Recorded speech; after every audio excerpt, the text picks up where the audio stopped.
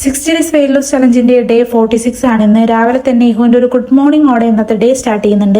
ഇന്ന് ബ്രേക്ക്ഫാസ്റ്റിന് ദോശയാണ്. ഇഹുവിന് ഇപ്പോൾ പൂച്ചദോശ ഒന്നും വർക്കിംഗ് ആവുന്നില്ല, അപ്പൊ കുട്ടി ദോശയാണ് ഉണ്ടാക്കിയത്.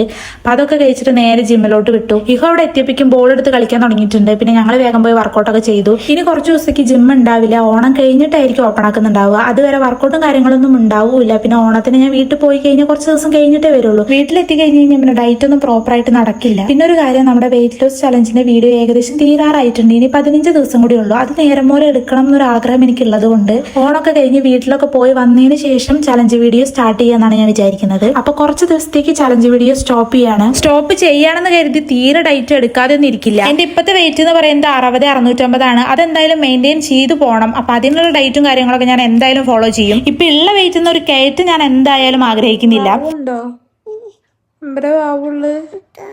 പനിയുണ്ടോ? ഷാറില്ലാട്ടോ, നമ്മള് ഡോക്ടർ മാമിനെ കാണാൻ പോവാട്ടോ.